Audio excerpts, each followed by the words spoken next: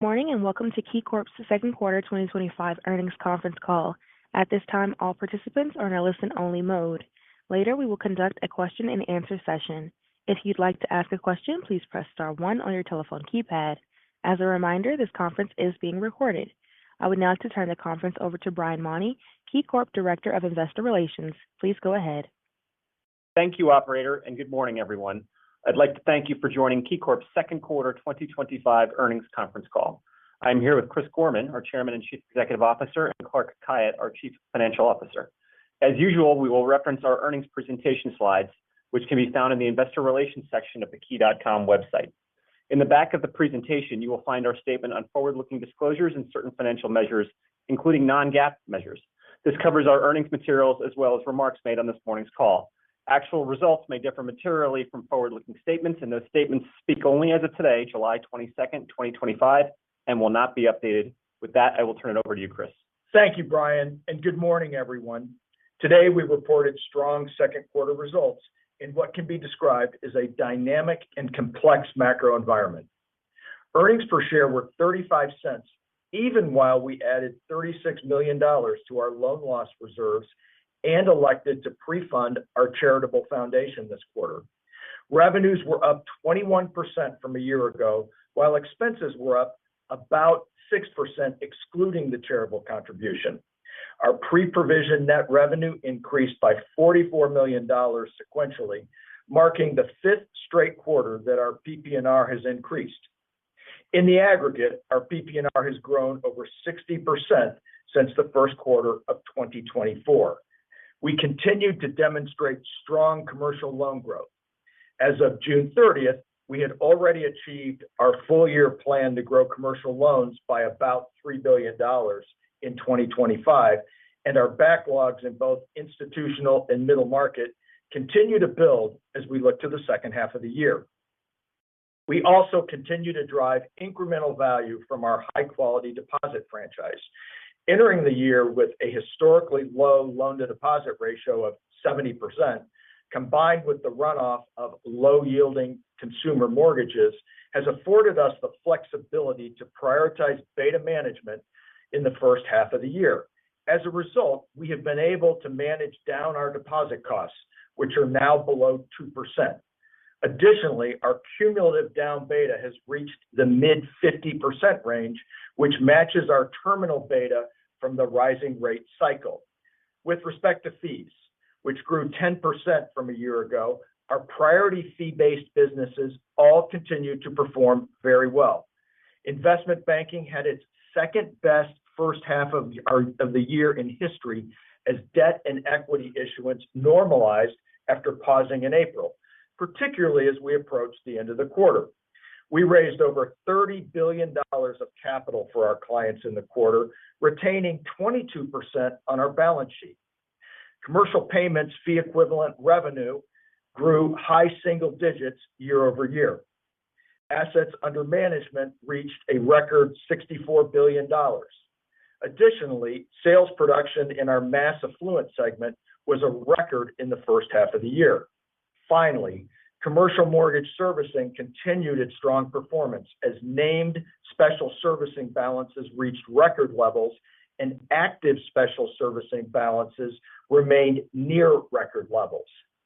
While top-line momentum remains robust, concurrently, all of our credit metrics continue to migrate in the right direction. Net charge-offs, criticized loans, and delinquencies all declined from the first quarter, while NPAs were essentially stable. Our overall credit migration improved for the sixth consecutive quarter, with commercial upgrades exceeding downgrades this quarter.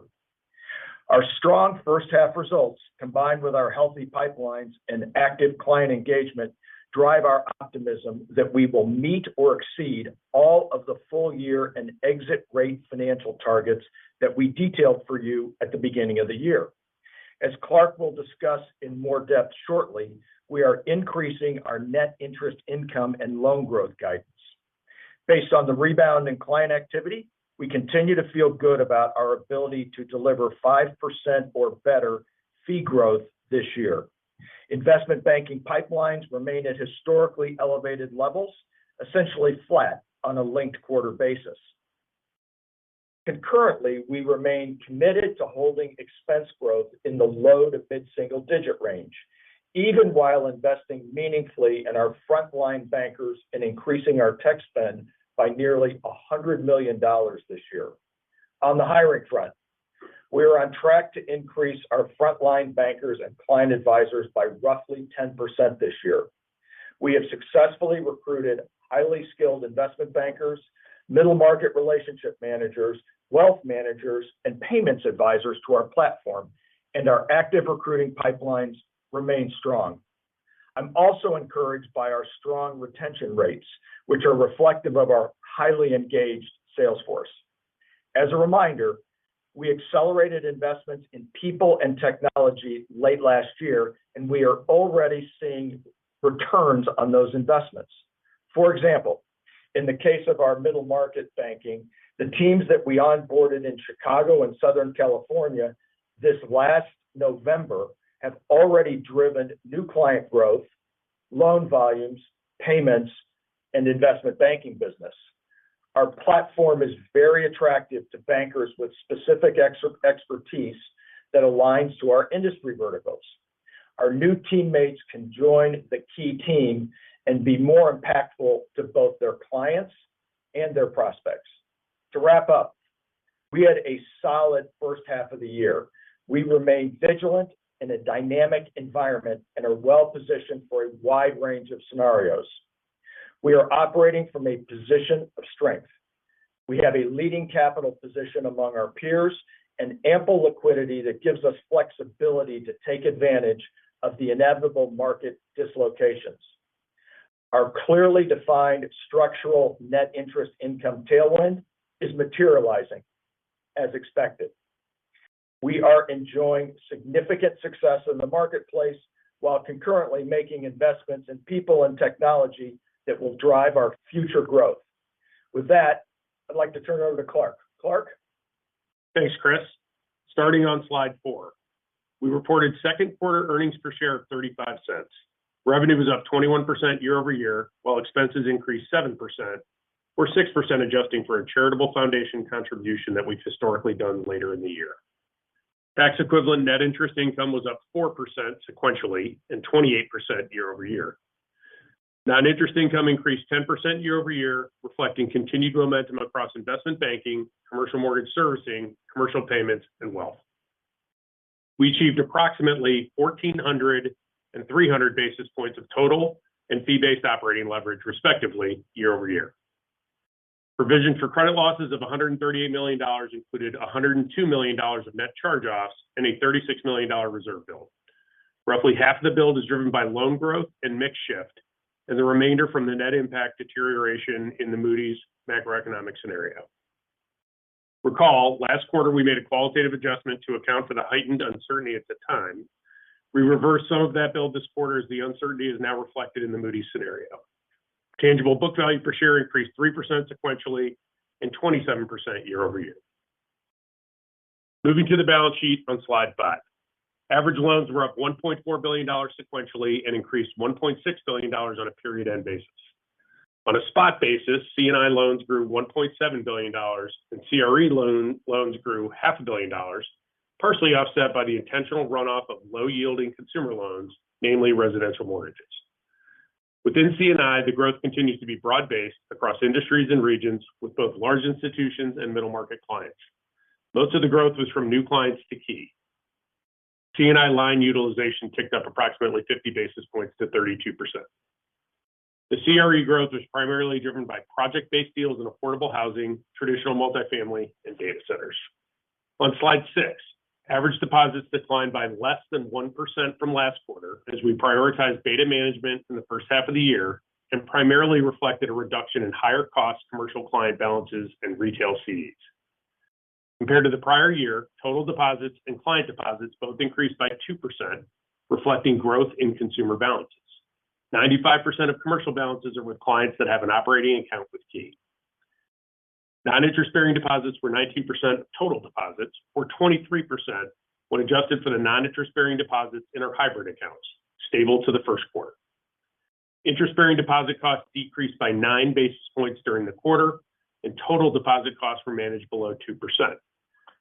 Cumulative deposit betas to the Fed rate cuts continue to perform better than expectations, reaching 55% in the second quarter. Overall, interest-bearing funding costs declined by 6 basis points, and our cumulative interest-bearing funding beta was 69% through the second quarter. Slide 7 provides drivers of net interest income and NIM this quarter. Tax equivalent net interest income was up 4% sequentially, and net interest margin increased by 8 basis points to 2.66%. The increase was largely driven by proactive deposit beta management, fixed rate asset repricing, swap maturities, and commercial loan growth. NII also benefited from an additional day in the quarter. While client sentiment has improved compared to where it was on our last earnings call in mid-April, the environment remains dynamic. Given the macro uncertainty, we continue to hold roughly $4 to $5 billion more cash and other short-term liquidity than we anticipate needing over the medium term. This excess cash position had a 4 to 5 basis points impact on NIM, but a de minimis impact to NII. Turning to slide 8, non-interest income was $690 million, up 10% year over year, with all of our priority fee-based businesses growing mid-single digits or better.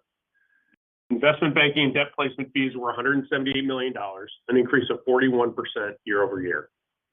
For the first half of 2025, investment banking fees were $353 million, the second best first half in our company's history. This quarter's growth was driven by syndication, commercial real estate, and equity issuance activity. Several clients accelerated their transactions into the end of the quarter to take advantage of lower yields and tighter spreads.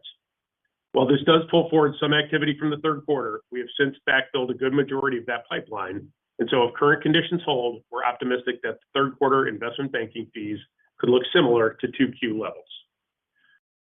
Elsewhere, commercial mortgage servicing fees continue to perform well, growing approximately 15% year over year. As of June 30th, we were the named primary or special servicer on approximately $710 billion of CRE loans, of which about $260 billion is special servicing. Active special servicing balances remain elevated at approximately $11 billion, up 59% compared to the prior year. Our service charges and corporate services fees increased roughly 11% and 12% respectively. The increase in service charges was largely driven by continued momentum in commercial payments, while corporate services income was driven by loan, derivative, and FX client activity. Despite market volatility earlier in April and a 1-month lag in how we book our fees, trust and investment services income grew 5%, and assets under management reached a record high of $64 billion. On slide 9, second quarter non-interest expenses of $1.15 billion increased 2% from the prior quarter and 7% year over year on a recorded basis. Year over year expense growth was driven by higher personnel expense related to the strong fee generation, continued investments in people and technology, as well as higher other business services and professional fees. During the quarter, we made a $10 million contribution to our charitable foundation. Consistent with prior guidance, we expect expenses to increase through the remainder of the year, reflecting continued hiring and technology investments, anticipated growth in non-interest income and client activity, day count, and other seasonality factors. As shown on slide 10, credit quality is broadly stable to improving. On a linked quarter basis, net charge-offs were $102 million, down 7%, or an annualized 39 basis points of average loans. Non-performing asset trends were stable. Dollars increased by 1%, but NPAs to loans and OREO declined by 1 basis point to 66 basis points. Criticized loans declined by about $200 million, or 3%. Turning to slide 11, our CET1 ratio was 11.7% quarter end, as loan growth and a change in loan mix offset net earnings generation.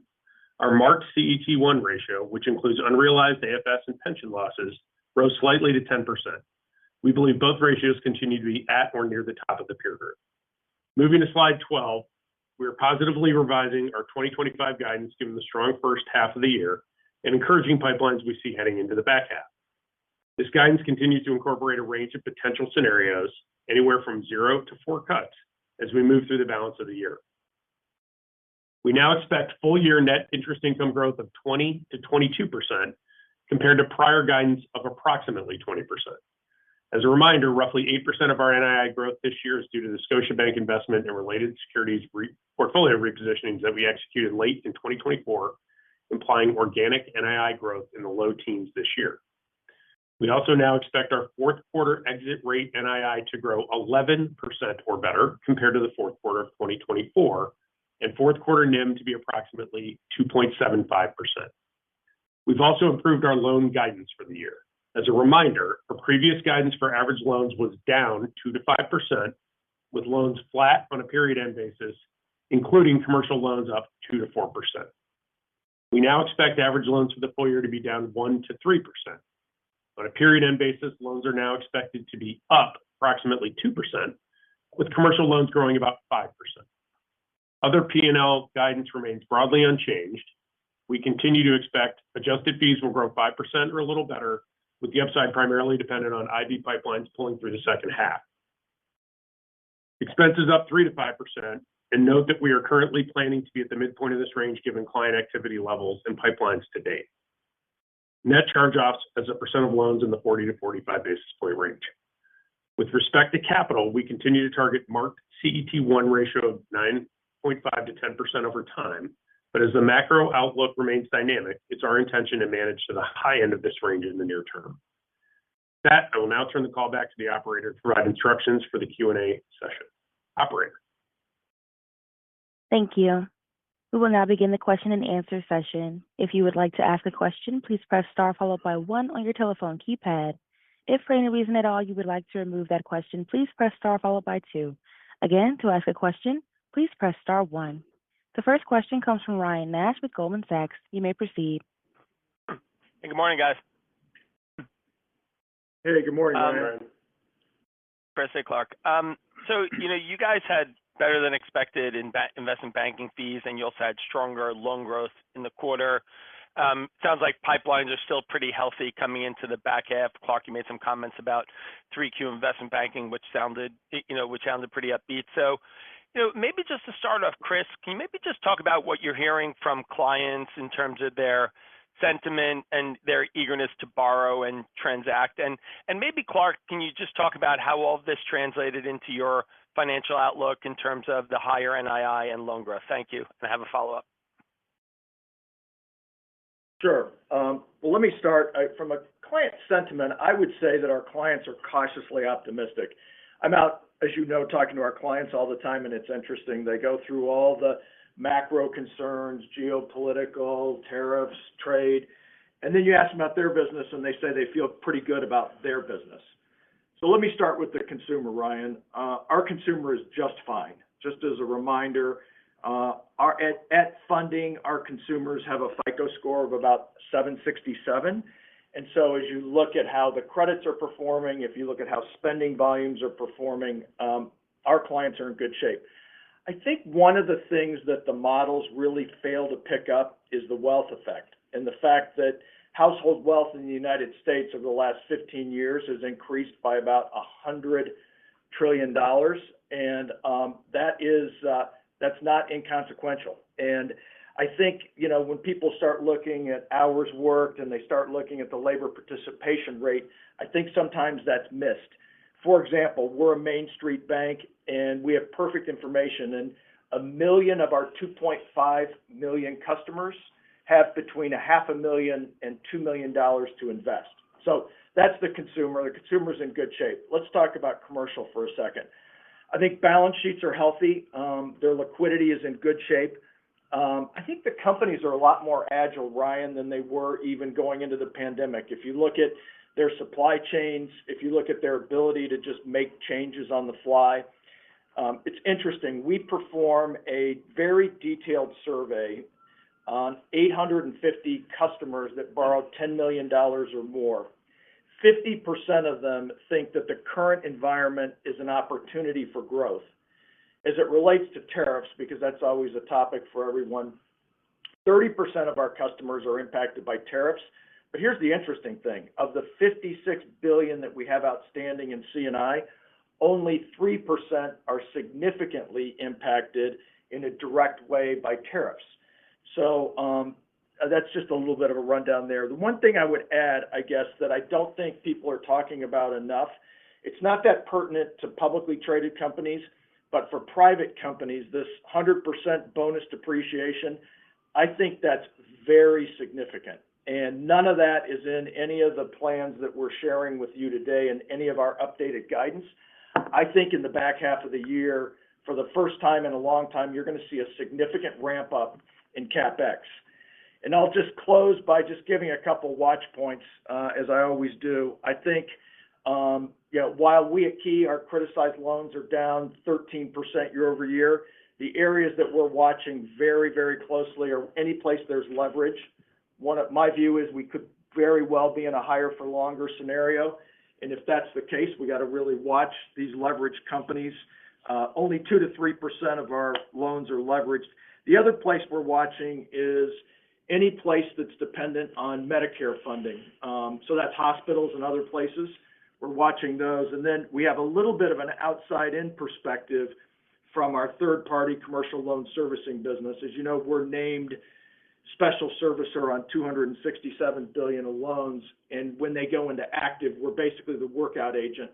And it won't surprise you, but what's in active special servicing right now is office, multifamily, principally in the Sun Belt. And then what's new is there's been a little bit of a surge in lodging, which I thought was interesting. But that's kind of a round robin on kind of how we see the customers. Clark, what would you add to that? So, let's maybe start with NII, since I think that's been in focus most of the year. And, another good quarter for us, up 4%, first quarter to second quarter. And, that's led to the kind of revised guidance here. So just as a reminder and for avoidance of doubt, we went from, approximately 20% NII up year over year to 20 to 22%. And fourth quarter exit rate from 10% plus to 11% plus. And we picked up the NIM there as well. I think important to note that we have the equivalent level of confidence in the revised guide as we did in the previous, which means we believe we can deliver this across a range of conditions, inclusive kind of no cuts to 4 cuts and barring any significant macro or event-driven shifts. Built on, strong first half performance, so more C&I growth than planned, better deposit performance, so down 9 basis points on interest-bearing deposits in the quarter. So really good performance on both there. We expect that to continue, but not likely at the same rate in the second half as competition begins to pick up a little bit on the deposit side. I think it's also important to note that the potential upside that Chris referenced in things like bonus depreciation and CapEx spend is not part of that guide. So if that materializes in any significant way, that could be a potential upside there. I would say achieving the middle of the improved guidance range of the 20 to 22 does imply a pretty healthy 2 to 3% quarterly organic growth rate off second quarter levels. So, we don't think it's a layup, to be sure. On fees, we had a very good second quarter across all the priority fee categories, and again, aided by a late rally the last few weeks of June in investment banking. I think back in early June, I noted the April pause was making the 5% plus guide on fees a little tighter. Since then, obviously, activity's picked up considerably. I think that's reflective of clients' willingness and ability to act quickly and a significant amount of investor capital that's on the sidelines waiting to get into the market. I think if we see that level of capital markets activity continue in the second half, we feel like we can deliver on the plus component of that fee guide. As for expenses, we continue to invest as we've shared. We'll see an uptick in the second half based on continued hiring and investments in technology. I'd remind you, we accelerated the same types of investments in the fourth quarter last year, and we've seen those benefits already in 2025. Very confident on this expense guide, and to the extent the market turned and we saw some softness, we have ways to address fee growth through the back half of the year.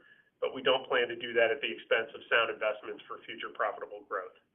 And then lastly, credit metrics, stable to improving across the board. We're quite comfortable with our reserve at the moment, and the direction of travel there, as it always does, will obviously depend on how the economy unfolds in the second half. Got it. Appreciate the in-depth response. So maybe just as my quick follow-up, sort of where you left off, Clark, results in the first half coming in better than expected, and this should set you up well for 2026 revenue growth. And, when you think about expenses, you talked about the midpoint of the range for this year. Can you maybe just talk about how you're thinking about the pacing of investments over the short to medium term? It feels like you're playing more offense now in terms of hiring and technology investing. And maybe just as we look ahead, what is the right way to think about the pacing of positive operating leverage over the medium term? Thank you. Yeah, Ryan. So a couple things. Obviously, positive operating leverage for us is a fait accompli this year. We've focused on really generating positive operating leverage from a fee perspective, and we'll continue to focus on that. We will also continue to invest probably at the current rates. We're growing we mentioned in our prepared remarks that we're growing bankers, middle market relationship managers, wealth managers, payment advisors. We're going to continue to invest there. We frankly have been investing in technology the whole time. Every year we've replaced core systems. We've actually migrated half of our apps now to the cloud. Our systems are in the cloud. We'll continue along that investment. But I'm a big believer that you've got to continually through continuous improvement, we have to be able to take out costs and serve our clients better.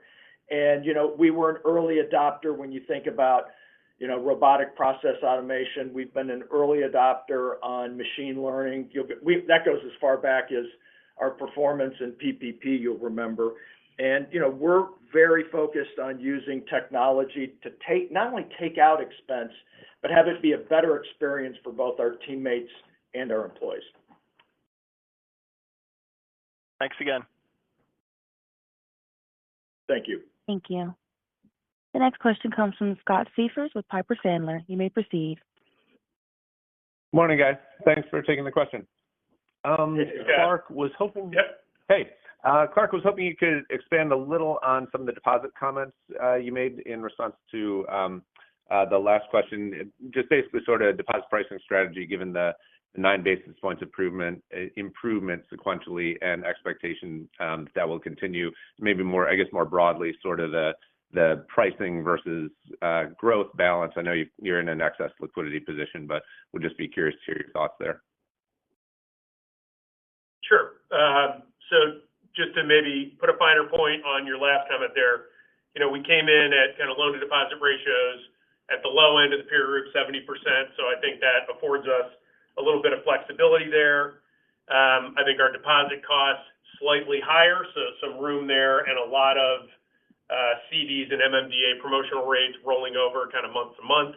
That will continue in the second half. And then the last piece that hasn't played out exactly the way we thought at the beginning of the year, but continues to be beneficial on the liquidity side, is just the trade of residential real estate paydowns and then the movement of those dollars into C&I loans. So it didn't happen as much as we had thought going in, which is, the benefit of faster loan growth, but that is still a benefit, on the liquidity side. So we saw some positive pricing in the quarter. We did, on two fronts, kind of make an active decision to let some deposits roll off in two places in particular, kind of high-end commercial, where we did see some relatively competitive pricing happening, and we didn't feel the need to match those offers. Those remain clients, and we could go back to those dollars if we needed them. And then on the retail CD side, we let about $1.4 billion roll off that were, not turning over at the same rates. I will say, while our front book production on CDs and promotional MMDAs is a little bit lower given some of our market rates, our client retention rates in those pockets are better than expected. So again, we're seeing, I think I'd argue maybe consumers aren't chasing 25 basis points at these levels.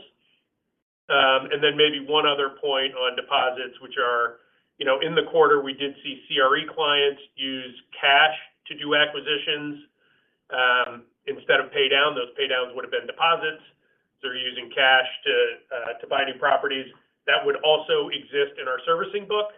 So in both cases, we saw a little bit lower deposits on those sides. We'll see how that transpires in the second half. But normally, our low point in deposits would be mid to late April after tax season. That really rolled a bit into May. but we've seen a nice rebound, particularly on the commercial side, going into the end of the quarter. We have good commercial deposit pipelines, and we'd expect to see that grow going into the second half. But we are very much watching some of the deposit actions of competitors, given some of the comments we've heard across the industry in the quarter. Gotcha. Perfect. Thank you. And then could switch to capital for just a second. So I think you're now at the high end of the mark common equity tier 1 target. Just maybe a thought on where we are sort of with resuming repurchase and sort of order of magnitude in terms of appetite as we look into the second half of the year. So, Scott, kind of our thought on capital is, one, yes, we are at the high end of our targeted marked CET1, right at 10%. Having said that, we've said that in this environment, we think it's good to carry a little additional capital and preserve optionality. There's a few things going on. One, our underlying organic business is very strong right now, and we want to make sure we have capital to support our clients first and foremost in the marketplace. Secondly, I think there's going to be an opportunity out there for us to continue to invest in people, and if they may come in groups, invest in technology, which I just talked about. That's high on our list. The next thing that I think you'll see us kind of continuing that we always look at is kind of niche or tuck-in acquisitions. I think we're pretty good at buying these entrepreneurial groups and plugging them into our platform. Obviously, the dividend is important, and then that gives you kind of at the bottom of the stack, that gives you two things that we could do with the excess capital. One is we could do tweaking of our balance sheet, which we're constantly looking at, or we could resume our share repurchases. I think we'll do that, but it'll be kind of a crawl, walk, run approach. I would say that in the third quarter, you can assume that we would have modest share repurchases, and then probably stepping up later in the fourth quarter. That's how we're thinking about it now based on the opportunities that we have in front of us. Got it. All right. Perfect. Thank you, guys.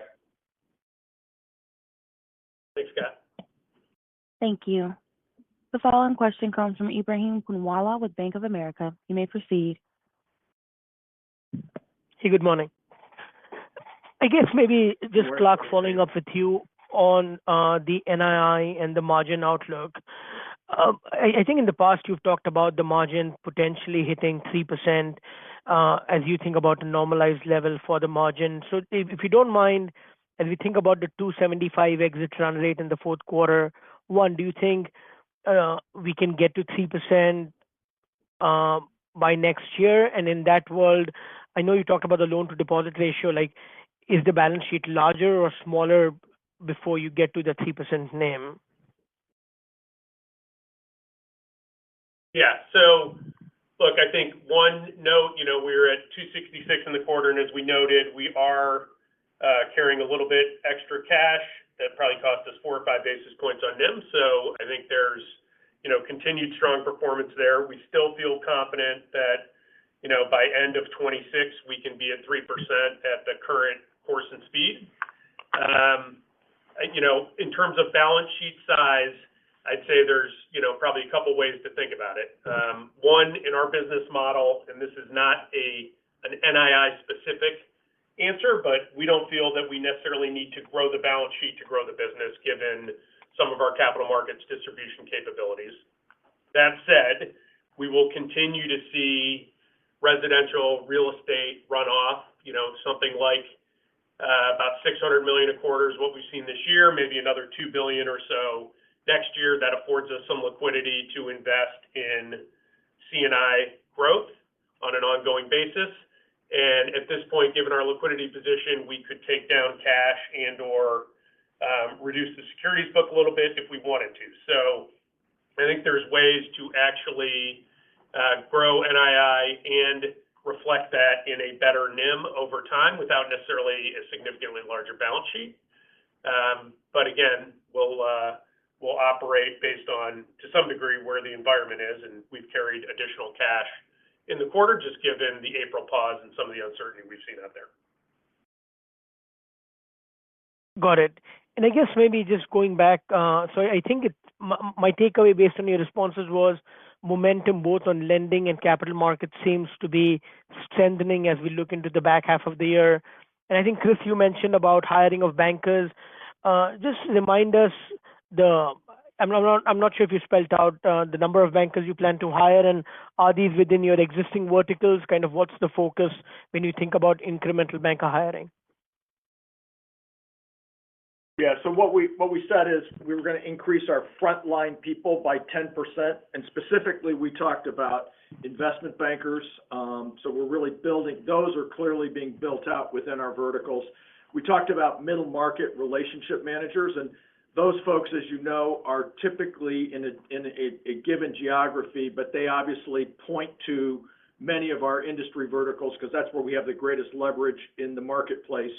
We've talked about wealth managers, and our wealth managers are a little bit different than some because we're often, when it comes to mass affluent, mining the huge opportunity that we have within our existing business. We've only penetrated to the tune of about 10% in our mass affluent area, so our hiring there is a little bit different. Also, our payment advisors, Ibrahim, are typically really software folks because it's all about implementation of our complex and important embedded banking, for example. So those are the kind of people we're hiring, and as we mentioned in our opening remarks, there's a lot of people available right now. Got it. Thank you. Thank you. Thank you. The next question comes from Chris McGratty with Keefe, Bruyette & Woods. You may proceed. Oh, great. Good morning. Chris, on the deregulatory question, I think you addressed kind of uses of capital, but if we think about where Key is spending money, you talked about the increase in tech spend. If we do get broader deregulatory reform, is there a reallocation of where you're allocating dollars, maybe towards more productive revenue producers versus more just back office regulatory costs? Thanks. Well, the interesting thing, Chris, is we've really, even though Basel III Endgame hasn't been finalized and there's liquidity rules out there, we have basically adopted all of the proposals as they've come out. So we really feel like the investment that we've needed to make in terms of sort of the plumbing has been made. And so we feel like we have the opportunity to really lean in on hiring more frontline people because we think we have a unique business model, and also on technology. So I think you'd see us really no matter where. I mean, clearly the regulatory environment is going to do nothing but get more favorable, and we feel like from a starting point of where we are, we're in good stead there. Great, thank you. Sure. Thank you. The next question comes from Ben Reisbeck with Autonomous. You may proceed. Hey guys, it's Ken Houston. Good morning. Chris, you mentioned in your prepared remarks that kept about 20% of the $30 billion you originated for clients. It's a little higher of a keep rate than you had in the past. I'm just wondering how much more are you willing to push that in terms of both seeing the improved potential originations out there and your comfort with like your hold levels of that origination capacity? Yeah, well, it's a great observation. Typically, over time, we've typically held about 18%, and as you point out, we were above 20. We were at 22% this last quarter. And it really, Ken, is all driven on what's in the client's best interest. And when the market's dislocated a bit for 3 weeks in April, it gave us the opportunity to structure things and put them on our balance sheet in a manner that we'd be very satisfied to have them on our balance sheet. So, if I've said this before, actually, if everything's flashing green, it's really hard. Given our platform, if we get a little bit of dislocation in the market, that's actually good for us. And it was certainly good for us last quarter. Okay, and just a little bit of a dig in on the line. You had talked mid-quarter about line yield being up, and it looks like it was only up about 0.5% in the quarter itself. Can you just talk about the dynamics that you're seeing there in terms of unfunded growth and also just clients' willingness to draw down their lines? Yeah, that's a great question, and it's one that frankly has confounded us. I would have thought that people would have been aggressively forward buying all the tariffs.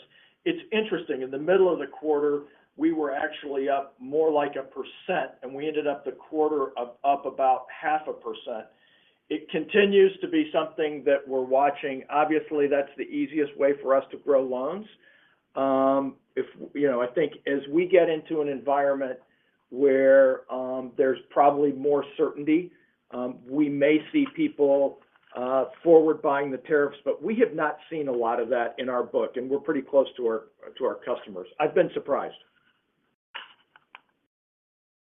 One other slight point on that utilization rate, Ken, is the denominator grew a little bit in the quarter as well. So that wouldn't offset the entire 0.5%, but would certainly bring it down a little bit. Yep, understood.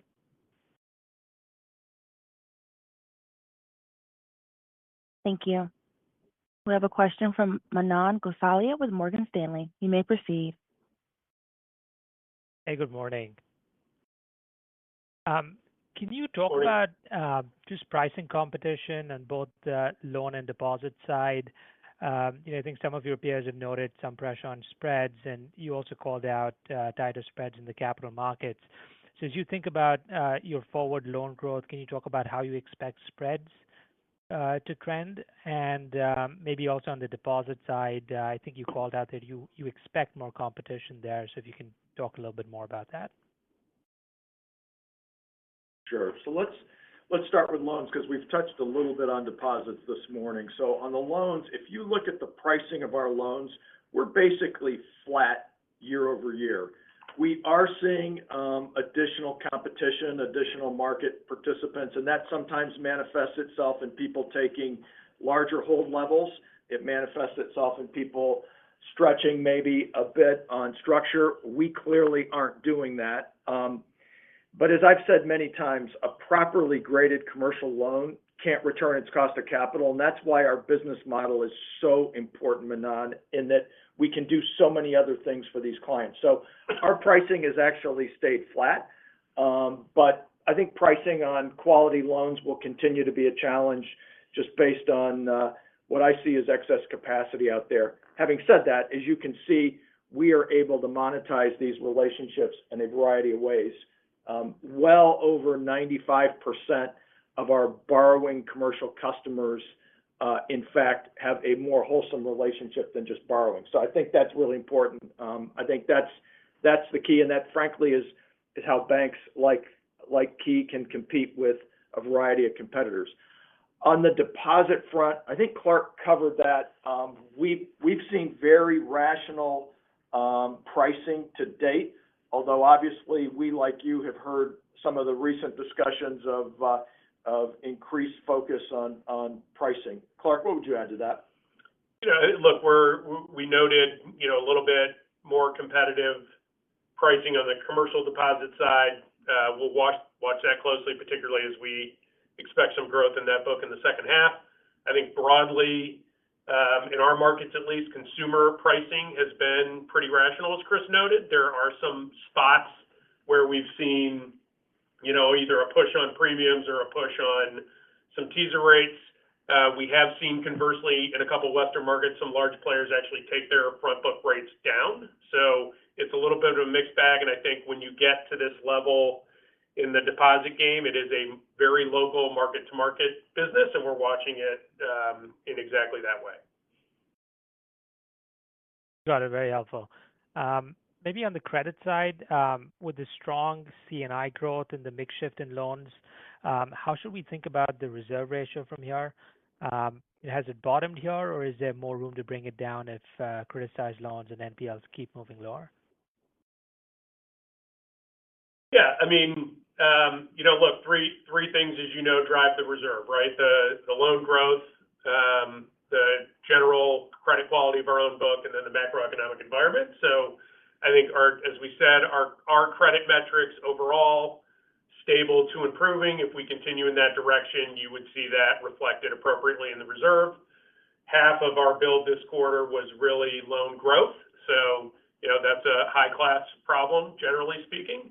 And then the macroeconomic conditions obviously are a little bit outside our control. We'll reflect that appropriately. I think if some of the upside that Chris referenced earlier came to pass and that, led to a stronger, more constructive economy, there's clearly room to reduce the reserve, but, we still see a fair amount of uncertainty, and that's why we didn't pull off the entirety of the qualitative reserve we put on in the first quarter. Great. Thank you. Thank you. The following comes from Erica Najaran with UBS. You may proceed. Hi, good morning. Just wanted to unpack the loan growth guide. Ending loans up 2%. You're already there for the first half of the year. Is that dynamic that you're expecting for the second half related to, Clark, what you said about maybe some resi growth funding loan growth? I mean, Chris sounded quite bullish. He said underlying organic growth is very strong. I'm sure he's referring to C&I. So I wanted to unpack that and clarify what you had said about, you said something about getting to the midpoint of the NII guide would require, 2 to 3% organic growth. And I just wanted to circle that square. Okay. So maybe start with the latter, which is, if you go from our second quarter results and get to the midpoint of the guide at 21%, you sort of have somewhere in the 2 to 3 range of growth in the quarters to get there, which we think is, again, not necessarily simple, but we think very achievable. So if that doesn't make sense, then let me know and we can go deeper into that. On the loan growth, I think it's what you noted there, which is, sorry, go ahead. All good. Go ahead. Okay, thank you. Sorry. So loan growth, look, we saw stronger growth in the first half than we expected. We continue to expect to see growth, just again, not necessarily on balance sheet at the same level. It'll be offset by what we would expect right now, which is a little bit of CRE pay down and some resi real estate pay down. So right now we're sort of kind of net neutral on a balance basis, but moving more and more to that C&I profile, which, we prefer. The other way I would think about it is if the capital markets get really strong, you could actually see more of that loan production go straight into the market and even some come off balance sheet and get refied into the market. That's pretty typical, and that would be our model, which is often reflected in kind of the lower retention rate of the capital we raise in a quarter.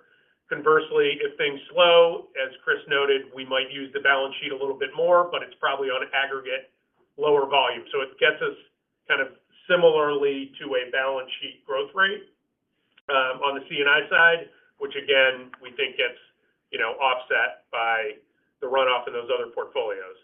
All of that to say, if some of the upside based on the CapEx and bonus depreciation provisions does occur, that's not really in the guide, and you could see some potential for a little bit of outperformance on C&I.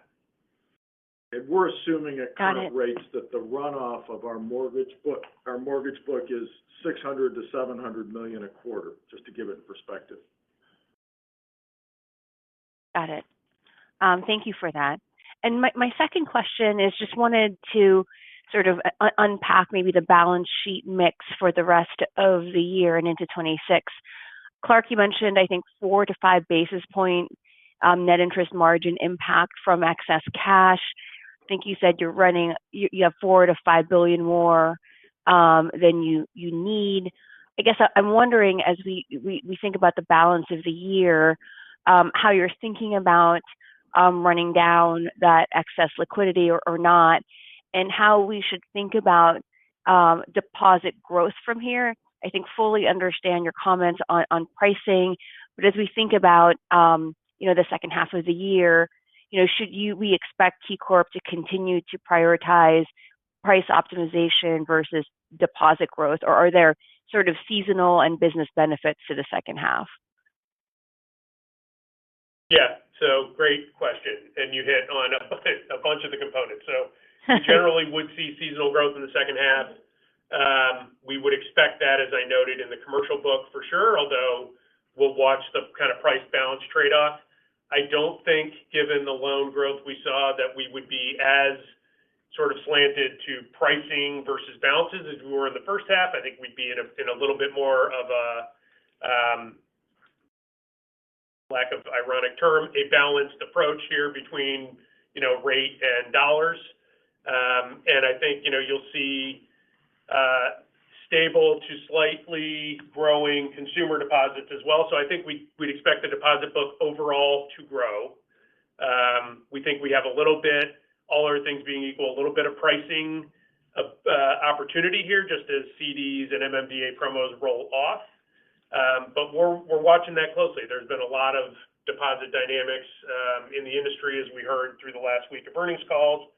So we'll watch it closely, but I don't think we will be, as rate oriented in the second half. And then on your cash question, look, given April and some of the other uncertainty, we certainly felt comfortable carrying a little bit more cash. Didn't really impact NII at all. It did drop the NIM a little artificially. As long as we feel like the environment's constructive, we'd probably bring that level down. And we'll continue to watch that as it transpires over the next month or so.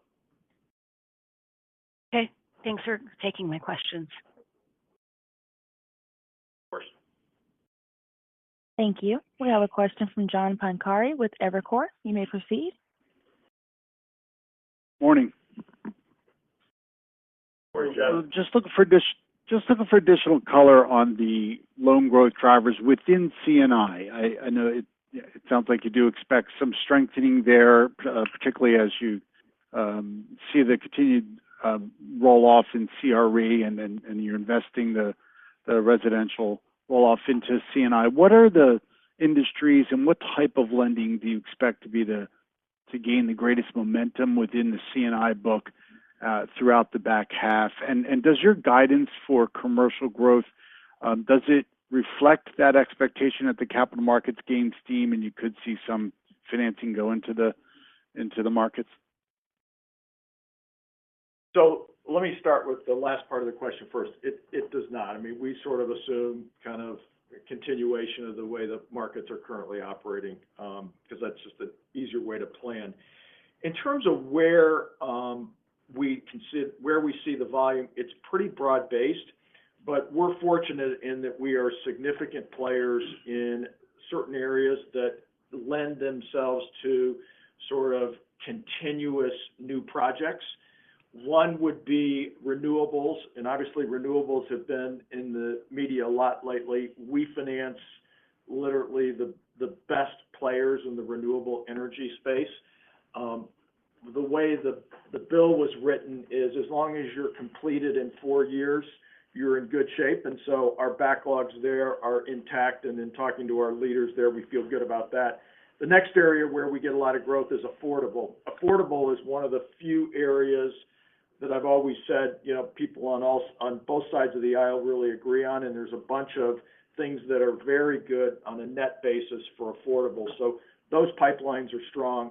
And then the other place where we're getting a fair amount of growth is around both our healthcare business. Obviously, healthcare is going through a big transformation. There's opportunity there.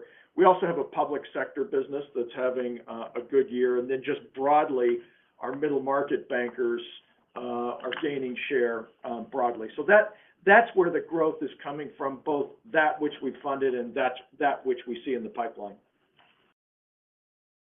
Got it. Great. Thanks, Chris. And then separately on the capital front, we've seen a pickup in sector M&A amid the regional activity. And, just curious in your updated thoughts around bank M&A, where is it on your priority list? And would you consider smaller transactions at all on that front if something interesting came up? And then maybe just an updated outlook around non-bank. Sure. So I'll start with banks. And specifically, I'll talk about kind of our appetite. It's not high on our list. I kind of walked through our capital priorities, not high on our list of priorities.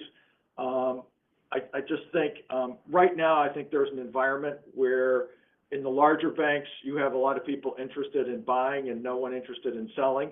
And with smaller banks, I think you probably have a lot of people that are interested in selling and not a lot of people interested in buying.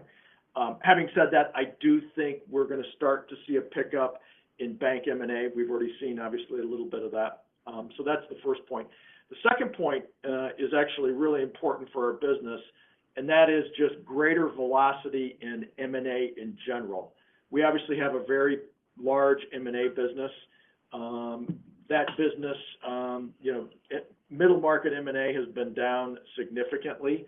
And I think you're going to see that start to pick up after Labor Day. So in spite of how well our investment bank is performing, we haven't gotten much of a lift on M&A. And I think people are getting pretty good clarity now on what can get done and, importantly, how quickly things can be approved. And I think that holds true for banking and non-banking. And maybe just the last add-on is the non-bank acquisition front for us, which Chris, I think, noted once or twice, and just that is a little bit of our bread and butter, and we consistently look at that, whether it's capital markets, payments, or anything else that fits our priority fee businesses generally, and we'll continue to do that. Yeah, we have a long history there. I'm really proud of our ability to buy entrepreneurial businesses, and this goes back to all the partnerships we did with fintechs and all the boutiques. Not many large companies, I don't think, do a really good job of bringing on entrepreneurial businesses, and I think we do. We look at a lot of them, John. We obviously don't act on many, but I think that's an opportunity for us. And John, it's Mo Ramani, Chief Risk Officer. Just on your prior comment on loan growth, we do look at that closely. We've been able to grow without stretching our risk appetite. So, for example, we look at weighted average risk rating at origination versus the back book.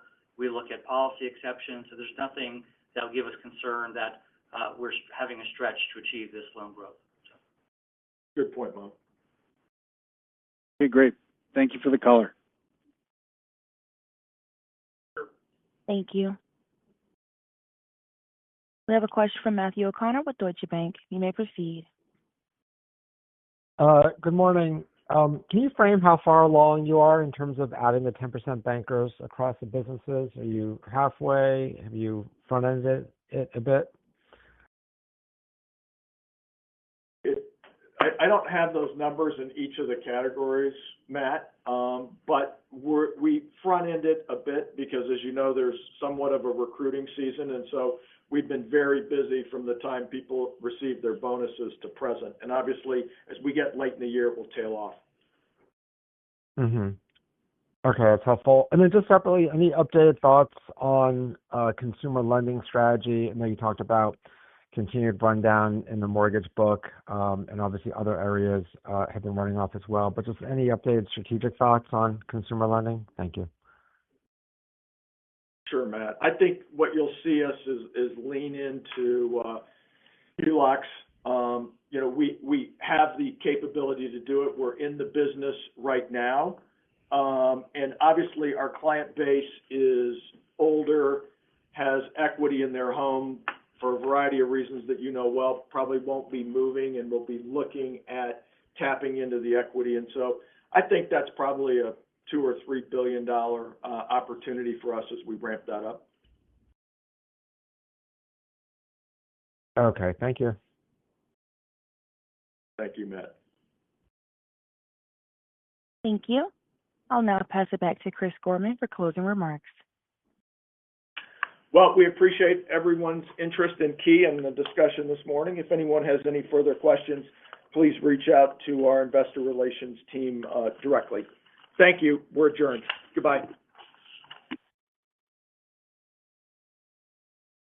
This concludes today's conference call. Thank you for your participation. You may now disconnect your line.